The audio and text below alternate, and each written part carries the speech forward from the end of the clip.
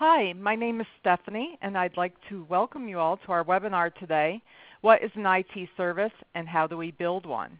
A few quick notes before we start. Your phone lines are muted, so if you have any questions, please use the Q&A feature on the webinar platform. Please be sure to send your questions to all presenters. That makes it easier for me to assign those questions at the end.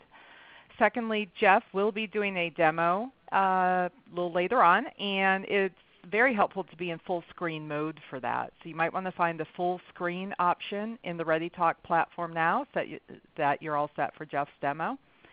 Lastly, you will receive a link to both the recording and the slides. I hope to get that email out to you later today, and certainly no later than tomorrow. It will come from the same address that your webinar confirmation came from. At this point, I'd like to turn it over to Don Casson, CEO of Evergreen. Don? Thank you, Stephanie. Good afternoon, everyone. I'm Don Casson, CEO of Evergreen, and with me today is Jeff Benedict, my normal co-host, who heads up our ITSM practice, as well as our innovation efforts. If you're new to our series, our webinar series, welcome. If you're a past attendee, thanks for joining us again. Our goal, as always, is to share valuable information and insights you can use in your planning and your activities right now. The topic we'll explore today is, what is an IT service and how do we build one?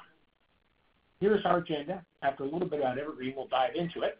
And beyond that, we'll briefly demonstrate some of the concepts discussed in our always evolving view of a very advanced self-service portal and catalog experience, which is built on ServiceNow. Then we'll answer some questions if you have any. Evergreen is a U.S.-based consulting firm, and we've worked with hundreds of mid-market, Fortune 1000 companies and public sector organizations to improve their IT service management execution. Over the past 20 years, this is our 20th anniversary right now, we have delivered more than 4,000 service management projects. We are a full lifecycle firm, meaning we have both consulting and technology, both process and technology consulting in one company. We are one of a few top-tier or gold U.S. ServiceNow partners. Since we're also a certified application developer and we develop solutions on the ServiceNow platform, we get very early access to upcoming ServiceNow releases. As an example, we generally begin beta testing 6 months before the next release cycle.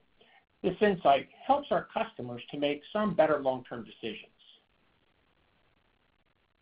Our clients tell us that this is the biggest problem they have in the ServiceNow world. They can't meet the ServiceNow demand. And here's what they say about it. It exceeds resources, but it has peaks and valleys. Skilled resources are scarce, and it takes 6 months for someone to become capable. Then they get hired away. Also, we may not have a true solution architect to help lead us.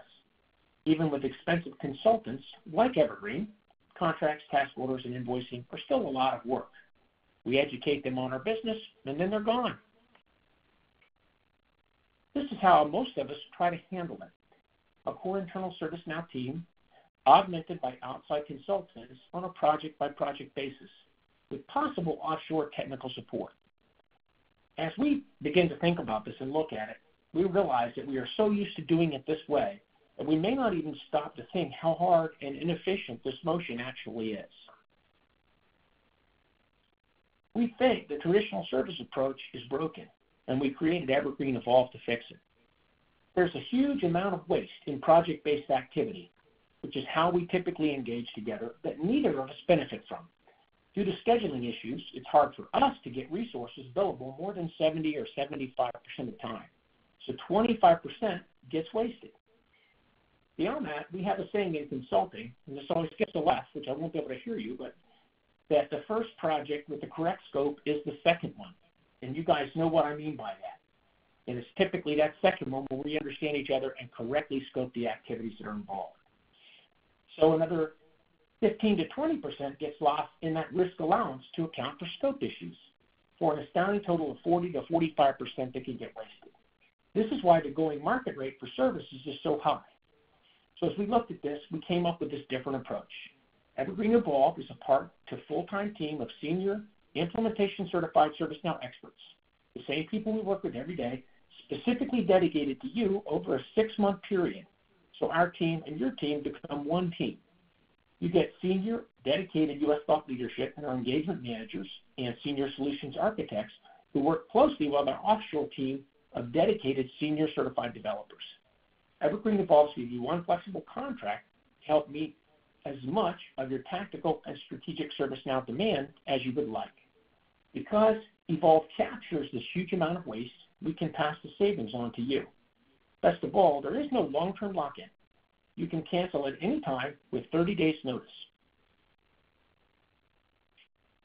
So let's dive into our topic today. We start with this. What is a service? A quick note before we jump in.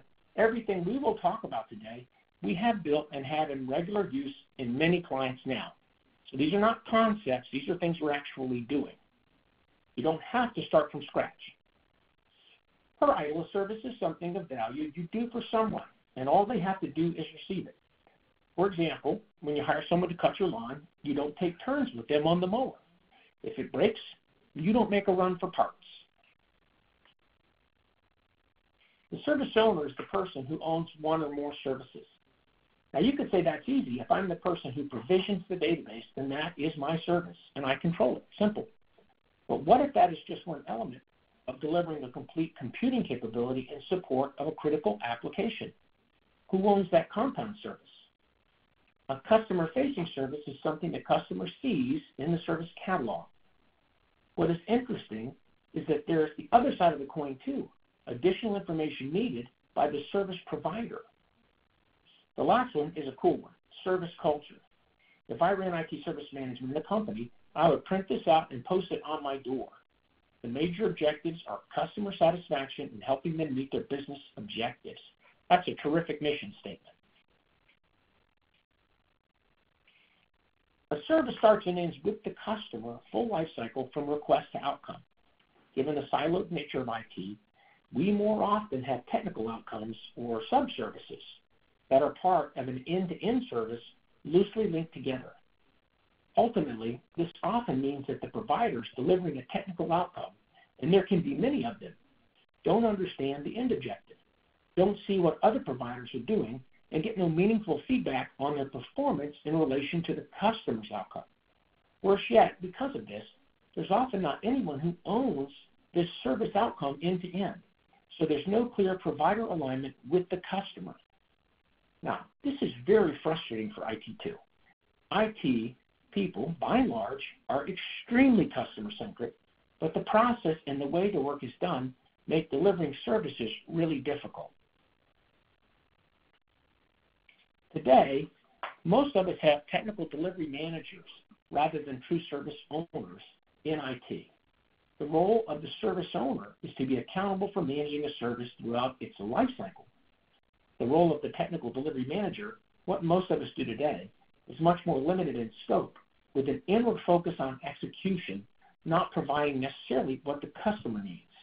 You can see from this chart that as a service owner, in order to do your job, you have a much larger number of questions you need answers to than you do as a technical delivery manager.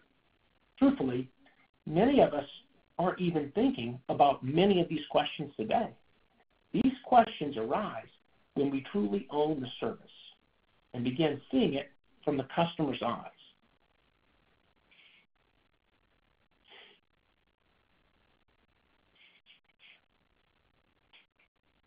When I began working on this webinar, I wanted to take a fresh perspective on what an IT service is and how we might better describe success. So I started thinking about adjectives that customers use to describe poor services, which really gets very close to the heart of how they feel. Then I thought about the other side of that. What could we do to drive outcomes that are the opposite of these adjectives? I began thinking in this kind of way, what should we build for in order to reverse the customer's adjectives? I came up with these 6 build for categories and found that properly done, they can reverse the adjectives. So let's take a deeper look at each one.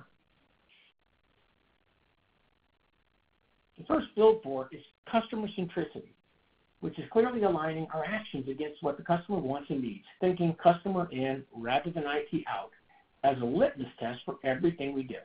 An excellent customer-centric starting point is building a beautiful, complete, customer-centric service portal and catalog, that front door. It's a fresh start, gives us the chance to lead customers more effectively, and is the natural place to showcase good IT services. We have built a beautiful, complete, customer-centric portal and catalog solution on ServiceNow with 15 distinct landing pages for an end-to-end complete customer experience. We built it on 5 principles, which you see listed here, and we distilled those from the masters of customer-centric service experience, including Amazon, Zappos, Airbnb, and Google, which we applied every step of the way. And these 5 principles are simple, beautiful, complete, predictive, and leading. And that is the experience every step of the way. A beautiful customer-centric portal and catalog rests on being clear and well-organized and consumable by humans. George Miller was a researcher with a PhD from Harvard. And in 1956, he published a theorem called Miller's number. It states that humans can only handle 5 things error-free. By 9, error-free operation is very unlikely. So the sweet spot for acceptable error rates is 7 plus or minus 2. With that in mind, we know what people or our customer as a human can handle area by area. Evergreen's numbers deal with the flow from service taxonomy, that is how we organize our services, and down to subsections, really down to the actual service and the number of choices at each step. So our experience has led us to believe the number of levels going down through the taxonomy to the actual service ought to be somewhere in the range of 4 plus or minus 2. And for the number of choices at each level, Miller's number in general has proven good with 7 plus or minus 2. A taxonomy is a way of organizing large numbers of things effectively to help both the customers and the providers. IDLE has no concept of a taxonomy, so we built a model based on the Dewey Decimal System, which is a great taxonomy approach and still in use today at 250,000 libraries. Evergreen's taxonomy model has over 600 elements, and we found that generally 70 to 80% of it is applicable from customer to customer. Here you can see some of the category and subcategory structure in the aperture or view of the taxonomy that holds customer services for non-IT employees of an organization. And we call this a view or an aperture, and a taxonomy can have as many views or apertures as makes sense in the business. Building the taxonomy and importing it into your service portal and catalog gives your customers good, clear navigation, making it easy to find your IT services. Next, we look specifically into an individual IT service and what we ought to build for with a focus on consistency. Every service has 3 constituents: the customer, the provider, and the manager. And a proper service design process recognizes that all 3 have to be involved and have their needs met to create a truly viable service. The customer wants a great customer experience, and to deliver that, we must think like the customer and design from the customer in, not IT out, or they'll reject it. The provider wants execution effectiveness, and if we don't build in a way that it makes them more efficient and effective, then they won't support the change with the customers, and they will work around the system. Now they're working around the system to actually deliver the best customer service they possibly can, so we can't fault them for that. The manager wants governance and accountability, and you think, well, that always feels like a load, but without these, we cannot build and deliver an enterprise portfolio of consistent, high-quality services. And without that, we're going to fail because customers don't like an inconsistent portfolio. A good, consistent service design process is critical for customer satisfaction, simplicity, and quality. Here we have an IT service where we're providing business analytics.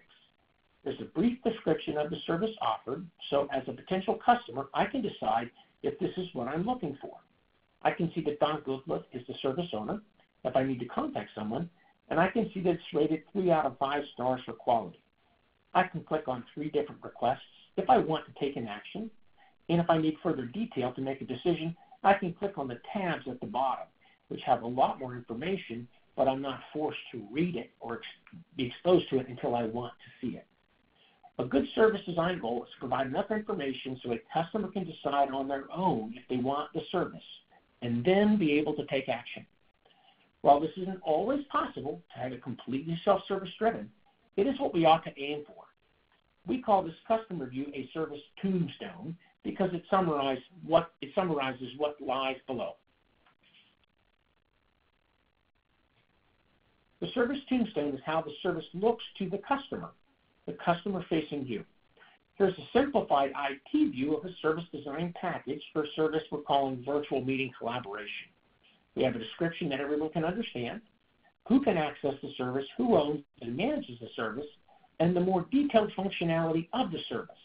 Then we find the underlying elements we need to make this service fly, like SLAs and OLAs, cost, and supporting teams.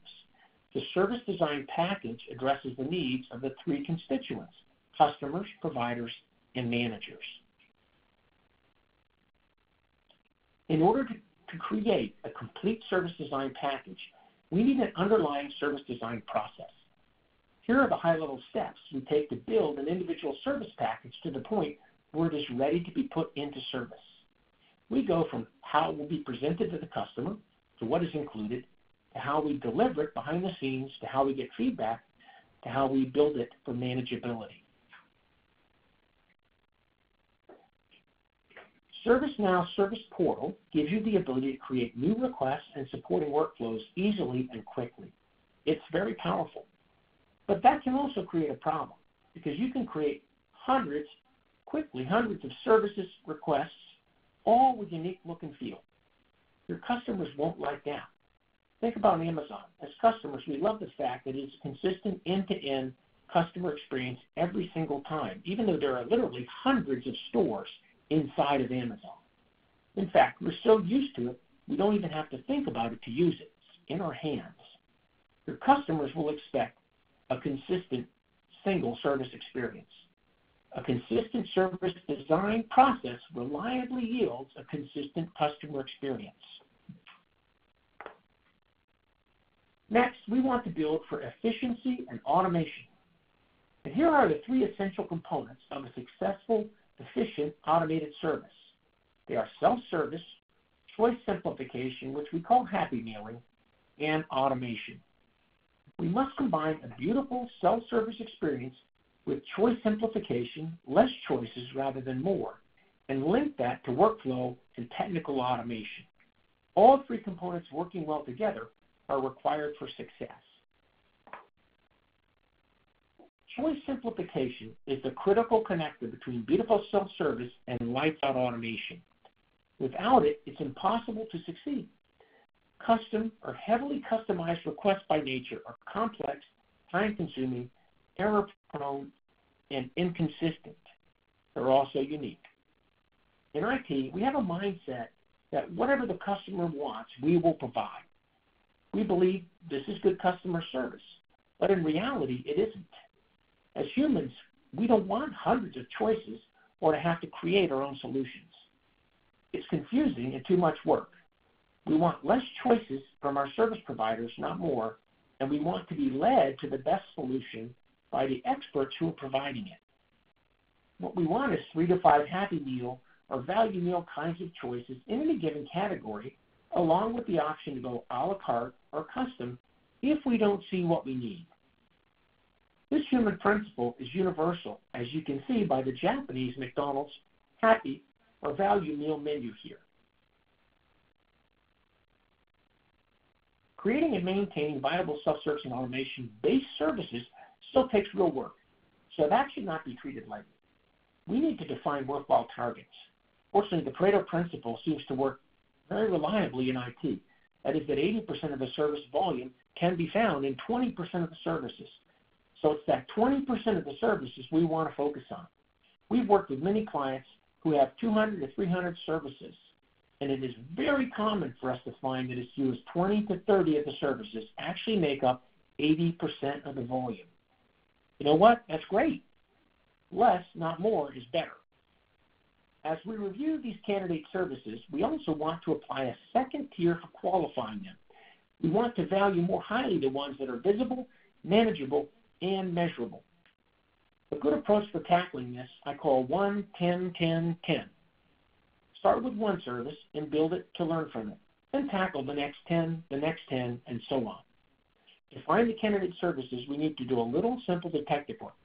Review the top 10 customer interaction drivers, all interactions, incidents, requests, queries, all of these things. If the volume isn't clear, then interview the level 1 and 2 providers for each area, and they will know what customers most ask for. Last, since we're used to doing anything for anyone in IT, we may not see that 4 or 5 different requests are really just one, or could be one if we think proactively about what the client really needs.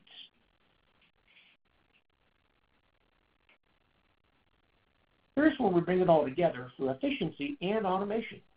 First, we make it consumable in the service portal through a beautiful self-service experience. Second, we streamline and simplify the process flow and number of choices, working with our providers from end to end. And we can build, we can work with them and simplify and drive a lot of value, not only from amount of work time, elapsed time, but end to end, how long it takes to deliver. Third, we build the streamlined processes in forms-based workflow, and we link them to the customer-facing service offerings. And fourth, we apply technical automation such as orchestration or artificial intelligence, if applicable, for partial or full automation of work in the steps where it is appropriate. I will tell you this, that the AI and the orchestration are fairly complex things, but the majority of the automation work we do is actually in the forms-based workflow, which is a lot simpler. And this is what feeds self-service and routes the flow of work more effectively. So that's a good thing. As touched on, success in building a good IT service is not building just one, but building a consistent, high-quality enterprise portfolio of services. This is where governance and compliance come in. We must establish a service governance council from the top down to define and administer service governance. Now, done properly, good governance is a set of rules that actually makes things work better at the level where the work is being done. Because those people, those workers, are enabled to make their own decisions consistent with the governance. A good example of governance is the IRS. Right? We all file our taxes, and they don't call us to do it. So that's effective governance because they don't have time to call everyone. But for the million or so that don't file, they do have time to call them. If the top of the governance isn't clear, the bottom is slow. We can't be successful in designing and delivering services if we can't get into an efficient, consistent, factory-like motion over the service lifecycle. If we're going to build a consistent service design process, we must get it in use across IT. Otherwise, what's the point? That means we want people from all across IT to imagine and build the services they want to offer. And who better to do so since these are the people who understand the services that they're delivering. In order to do this, we must give them the process and enable their learning and use of it. This can be accomplished through effective service governance and applying an underwriter's laboratory-like approach to your service design process. We provide the tools and guidance on how to create a service. And once drafted, it is submitted for our review. We provide feedback on what still needs to be done to be compliant. Then once it's corrected, the service is given our UL-like seal of approval and promoted to the service catalog. Why is this important? Because poor, inconsistent services reflect poorly on us, not the ones who created them, because we are the owners of the service catalog. To build for ownership and manageability, we need clear service ownership. Here's a service we looked at before. Don Goodliff is the service owner. This is a simple point that can cause a big change in IT. In this case, you see Don's name published right next to the customer quality rating. Now, in truth, even though we have this quality, 5-star scoring quality capability built into the platform, it is on a switch. It's a toggle switch. Not many, if any of our customers will light it up right away, but it's where we're all eventually heading. Now, to this point, do you think that Don will be thinking about end-to-end services and happy customers? You bet he will. And here's an Evergreen design principle. If everyone owns the service, no one does. Clear service ownership is key to building and delivering good IT services. To deliver a quality service, we know we need to have a service owner. But asking someone in IT to volunteer for that role makes everybody take a step backwards. It's new, different, and it feels like a lot of responsibility and visibility. Even more, what is the job and how do I do it? So here's a quick look at the service owner's dashboard we have developed in our portal and catalog solution. It includes information on customer satisfaction, quality, availability, and delivery. Now, if I'm the service owner, I can easily see who my customers are and what they are asking for.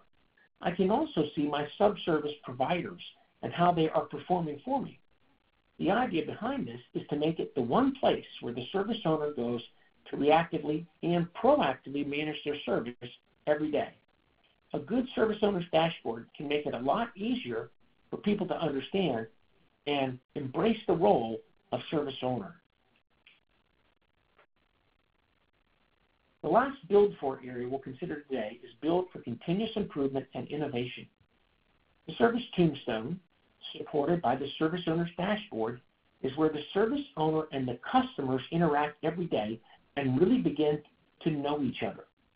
It's not unlike the nature of the old small-town grocer. He or she interacted with and knew their customers well, and they loved them for it. While today a service owner may have thousands of customers, leveraging technology effectively, we can still create the close service owner to customer relationship, which is essential to feeding continuous improvement and innovation. Here's a quick look at service performance metrics alignment. These are valuable for the service owner and really help us as we move into this new world. And you note at the very top of this, the alignment is with the customer and the things the customer cares about. And how many times are we actually creating that degree of alignment on top of our SLAs and OLAs? So KPIs cascade down in this pyramid from the customer to the service owner to the providers. And the KPIs become SLAs and SLAs become OLAs as we go down. And then it all rolls back up to deliver the KPIs. Now, working as a team, we continuously seek to improve our service delivery as well as the measures of our success, which is greatly helped by visible alignment with the customer. To succeed in continuous improvement and innovation, we need to be proactive and be good listeners with our team of providers. Now, here's some possible additional activities. If I'm a service owner, I might discuss a specific customer persona or a set of problems with the team and get their thoughts on how we might do better. I might spend an hour communicating, highlighting success or a valuable lesson learned, or maybe run a team building exercise with a team that is struggling. Then using metrics, maybe I'll meet with a team to discuss trending or anomalies and what we can learn from those. Or I might ask for their advice on a tough problem that I'm dealing with. Last, to improve work between adjacent teams, I might hold a brown bag lunch so each team can better understand the other. Okay, so that's it for our presentation today. I'm going to turn it over to Jeff, and he can demonstrate some of these concepts in action in our service portal and catalog solution. Thank you, Don. All right, so I'm going to start kind of on the self-service side of kind of the scenarios here. And so what we're looking at here, this is basically the service portal application of ServiceNow. This is our application built on the service portal application. And this is where our consumers would go to get information about our services, that obviously submit service requests, track the status of those. I also like to highlight, too, this is a vehicle where we can also push information or alerts to our consumers. If there's some promotions we want to push, we can kind of drive those and push them to the forefront for our consumers to look at and get. I'm going to start off with the kind of the menu here. So we've got kind of our organized list of services kind of in the menu. I can kind of pull this mega menu open and see what our published list of services are from a kind of high-level taxonomy or service listing perspective. I can jump into any one of these kind of branches to go see what are the specific services that are displayed within this classification or category. And again, some of the purpose for displaying these is, for one, we want to provide some transparency to our customers. What can you expect with each of these services? But we also want to, put things in terms and language that our customers can relate with and better align with how they view and see the various services that are being performed on their behalf. If I filter back to the top of this, one thing I want to highlight is there is an area of driving suggestions. And this is going to be based off of who I am, so my roles, my activities, things I've ordered, things I'm subscribed to, things I viewed, things I flagged as favorites. So it's going to harvest off my list of, or out of my service catalogs, kind of the services that are a best fit for me and me as a consumer. Now, if I don't want to be bothered by that, I can kind of hide and turn those away and look just based off of drilling into the different categories and ultimately to find the services within those categories. Also want to highlight there are a couple tabs here. One for the services that I'm an active subscriber to. This typically is done through inheritance, so based off of my department or my group or my location or my company affiliation would drive which services I actually actively subscribe and utilize within our service catalog. Don mentioned in his slides there is a ratings aspect that we can provide, kind of that 5-star rating. So there's a way to kind of consume and look at what are our services that are highest rated. Other point I want to make, if I go back to the top kind of catalog, is we can obviously organize these into different areas too, right? We can have an HR catalog versus IT versus sales versus marketing. We can break these out into different service areas or service spaces. And let me go back and let's go look at one of these. I'll go turn suggestions back on. And we'll ultimately go look at one of these Tombstone records or service brochure records that we mentioned. So kind of what we're going to find here when we look at these services is we're going to find information about the service. We're going to find who it's available to, those key contacts. Right? If it is organized or has different offerings and commitments, we will see those on this page. We'll also see kind of health and status information. Items that can be requested in their various forms would be outlined here.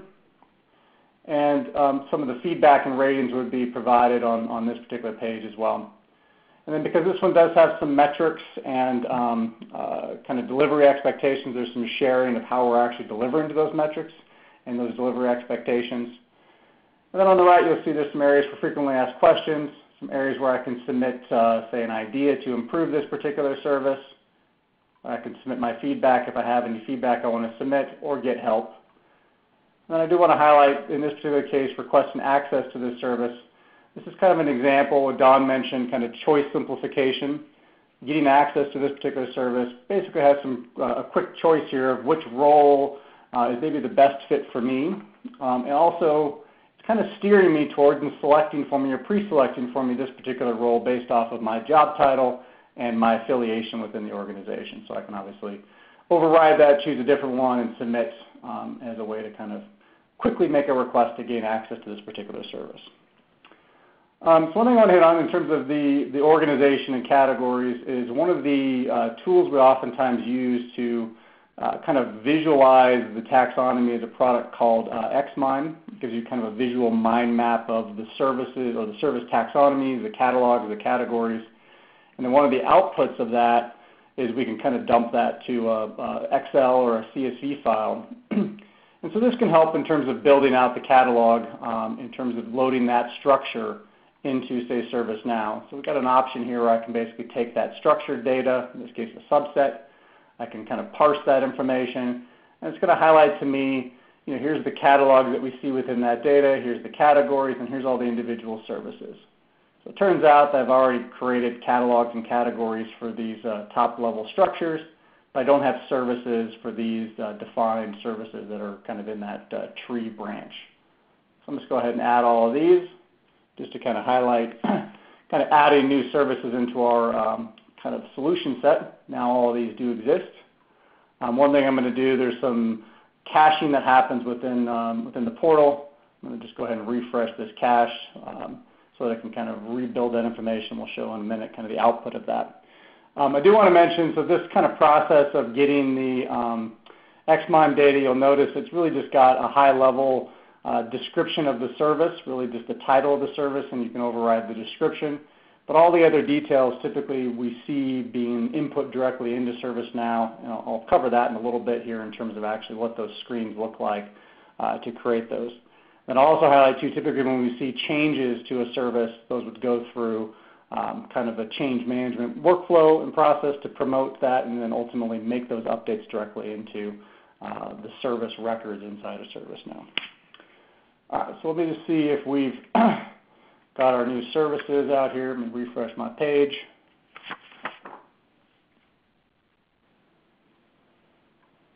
So now when I open up this, one thing I would expect is now my cloud applications, which I had just one in there before, I now have 12. And just to kind of highlight when I go dig into my cloud applications category, this is where I need to, hold on, go back and do. Basically, you got to go into my cloud applications, and let me refresh this page. So basically, I'm going to have 12 kind of records out here, all of which are probably going to be, let me refresh this data, stick into my local cache. Any which way, I have 12 records in here. We'll look at the details in a minute. But basically, they're going to be blank kind of records that don't have any details to them. So let me go fill out one of these records so you can kind of see how we kind of get to the details of the service and some of the different aspects that will basically go into that service tombstone or the output of that service. So one of them that I imported was this Litmos service. This will be kind of what I use as my example today. So one thing you'll see on here as I go through these different fields is you have a name for the service, but there's also aliases. So there may be common names. In this case, I could maybe alias this as LMS or Learning Management System.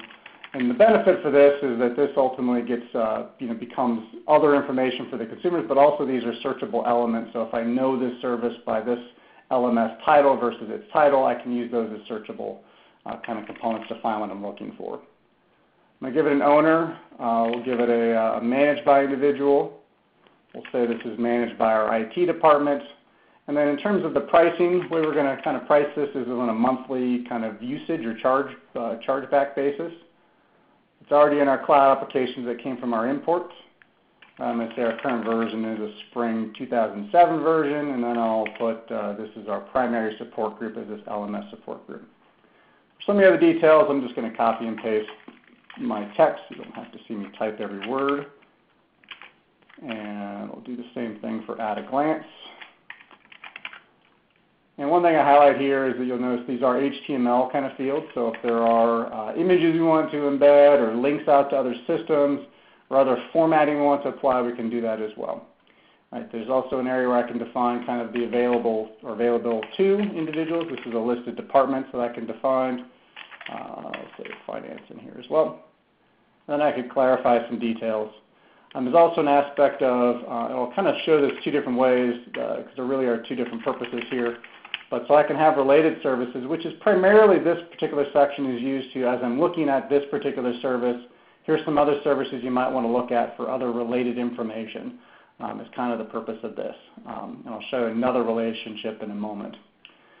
So let's do one last thing on this page tab here. I'm going to add a picture for this, just so you have a little eye candy for the service tombstone.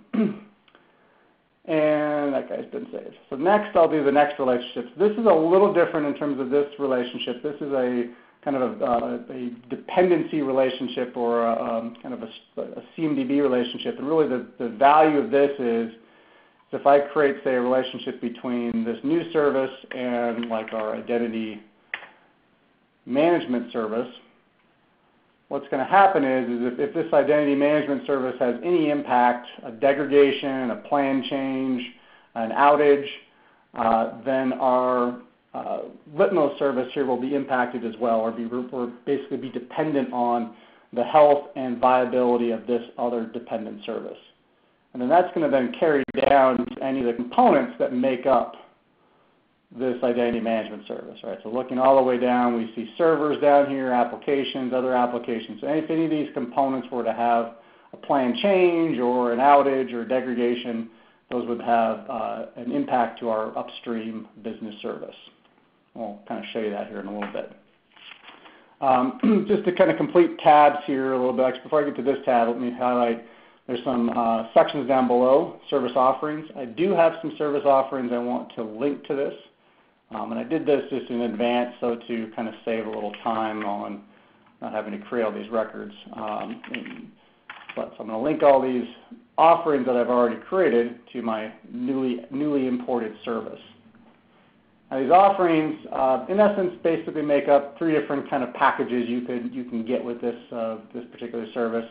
A basic one has a particular price, certain levels of commitment, aspects that you get as part of that service, and things you don't get as part of that service. And then as you kind of go down the stream. You get to a standard package, price goes up, commitments become a little maybe tighter, or you get more value out of these commitments. You likely get more value out of what you get in terms of the scope, and maybe less things or less critical things come out of scope. So let's go back to the service for a second. Got one more tab I want to fill out here just to highlight. So this request forms tab, so if you remember on my expense management tombstone, I had options to request help and to submit an access request. So that's kind of what we're doing on this tab, is defining what are the different actions you can perform in context to this particular service. So the first checkbox here is whether or not I'm allowing people to request access to this service. If I uncheck it, I can override and promote my own specific kind of catalog item here, which is kind of what I had in the request access to concur kind of scenario. Or if I leave that blank and leave this check, then basically this is going to have kind of a standard workflow or standard catalog request item that we have for being able to request access to the service. Now, one of the interesting things I can do with this is I can also add to our standard a specific set of work instructions or workflow unique to this particular service. In essence, we have a standard process for getting access to a service, and then we can add our own specific work instructions as kind of an augmenter to that. I'm going to change the label here to request access to Litmos, and then here's where I can define other forms. So maybe I want to have how can I help you kind of form, or a say something's broken kind of form, but I can add those. If I want to, I can even add something like, hey, I want to order an iPhone with this, which probably doesn't make a lot of sense. But I can pick specific items to make requestable as part of this particular service. The other option I have is you'll notice when I fill this in, it kind of hides the other one. And this is basically a different way of defining the items, more of a variable or dynamic way of defining what are the requestable items, which is in essence a dynamic query that gets run against our list of catalog items and then shows those items as available for selection or order as part of this service tombstone. All right, so this guy's done. Let me come back to this in terms of relationships, and I'll show quickly kind of how the upstream impact works. So to demonstrate this, I will just go and create a new outage record. So I'll choose myself for a second here. And then I will choose a server. Now, if you were remembering back, this server that I had that I just chose as my configuration item is down here at the bottom. Notice all the way upstream it impacts our new service as well as some other services as well that rely on this identity management service. All right, so we could say something like server is non-functional. Right, then I can go create an outage. And I'm just going to set the same description for the outage. And I'll say begin outage now. And what's going to happen is kind of what you might expect is that I've got one outage down here that I've created, but it's basically gone upstream and created outage records for all the impacted services and service offerings that are related to or dependent on this particular downstream component for its health. And so we'll see our various Litmos services in here that are impacted, and also as things change with this outage, if we were correctly adapting and saying this actually started at 10 a.m. today, right, what you'll find is that all these other items will align with that activity as well and kind of reflect that as the current state of this outage. Now this, from a consumer and the portal perspective, we're going to obviously we'll get notified of this. I'll get things like alerts to say these particular services are down. I see in my service health tab over here, all these different services are currently in an outage state. If I go to my kind of service health dashboard, I'll see these kind of in their summary form. All our different services are in an impacted outage. If I hone in on our new service here, I'll see it's currently in the down function. Right, same outage over there. So while I'm here, let me go look at this, kind of show you the output of our service definition that we created. All right, so here's that service, that description information available to, contacts, right, our 3 different offerings, what's included, what's not included, price and commitments, right, health and status, currently in outage state as we already noted. And here's where those dynamic forms come into place, where I can do things like I want to request a role change, right, or I want to request a remove access kind of activity. And then a metrics, which at this point basically don't have any activity, so they're all 100%. All right, so let me go request access to this, and I'll show you kind of how this the workflow part of this scenario works as well. So again, I selected kind of our standard process for requesting access to a service. And so in this case, I'm getting presented a form for which of my offerings do I want to request access to. Put in some additional details. Hit submit, get my confirmation, and then as a consumer, I can come track the status of this, which I can see that it's currently awaiting approval from, if you remember, this is the service owner that I put in that particular service. So the service owner's got to approve and review this first before it moves into kind of a fulfillment state and then ultimately gets completed and I get added as a consumer of this particular service. So on the other side, we've got Alice Smith, right, who's our service owner, right? So she can go to her various approvals. See, there's a new one out here for me to gain request access to. Just go ahead and approve this so it moves forward. All right, and then I'll just kind of show you what's happening now behind the scenes as this kind of request goes beyond the authorization stage and now is in a fulfillment delivery kind of stage. So the workflow, this is in essence the standard workflow that I was just alluding to that has a kind of, let's get approval from the service owner. On the back end of this process, we'll create subscriptions for me to that service. But in the middle, either it has its specific kind of service-specific workflow or it has a task that gets spawned off for the support group to set up my access. In this case, we had something specific. And so this workflow really does some automation for me, and there's really no task being spawned or anyone performing any actual work. It's just all orchestrated activities to connect to our identity management system, create an account for me, validate my access, send me my account information via email, and then prompt me to check and validate that everything's working correctly. So what I would do is come out to my identity management system, refresh my page, see I've got access to this new application that I can launch, test it out, make sure it works correctly, and then I would come back to the portal to provide kind of my feedback as to whether or not it's successful or not. Right, in this case, that gives me an opportunity to say, no, here's what's not working, which would then route as a remediation kind of task or activity. Or if all is well and good, I would mark it as complete, and it would move this thing to a completed status. Now, just to kind of tie the knot on this a little bit, if I go back to that service, a couple things that will have changed on here in respect to me. One, it will highlight that I am an active subscriber to this. It'll denote kind of which offering I'm currently actively using. It'll also have added me to kind of the subscribed list of services for outages. So if there's another outage or this thing gets restored, I'll be alerted and notified that it is indeed working appropriately for my use. And then on the other end of this too, there's also kind of a feedback form that we get. That basically the survey that I would get as part of this. Now it's not due for 30 days, but the idea is that it's kind of provide me some, as I'm starting to use this new service, go provide the service owner some feedback so they can know that things are either working correctly, not working correctly, or if there's anything that you'd like to see be done or done differently in a better way.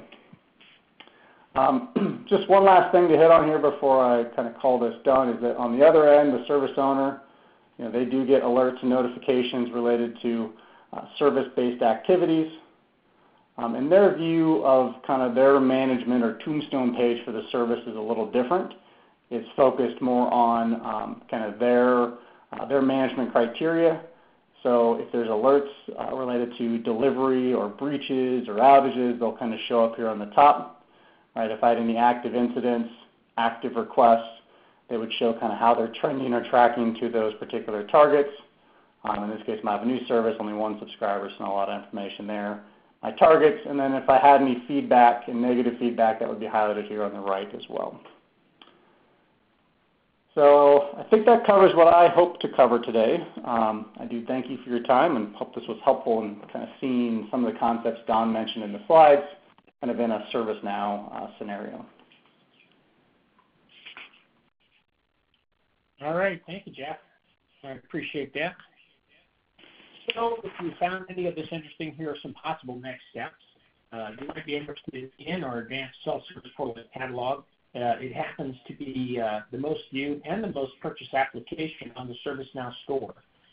It is available as a fully functioning self-service demo. It's fun. It's easy to use. There's over, I think, 1,300 people who have signed up for it to date. And you can get your own login on our website and be using it in 5 minutes, or you can download a functional version for your demo into your demo installations from the ServiceNow store. Perhaps you're interested in establishing a better service portal and catalog direction and roadmap. I would say if you are, maybe take a look at our 2-week service catalog strategy and roadmap offering. It's on our website, and it's about how between 80 and 90% of our customers start. It's only $17,500, and we guarantee your satisfaction with it or you don't pay for it. Last, perhaps you are interested in a better way to meet your ServiceNow demand overall.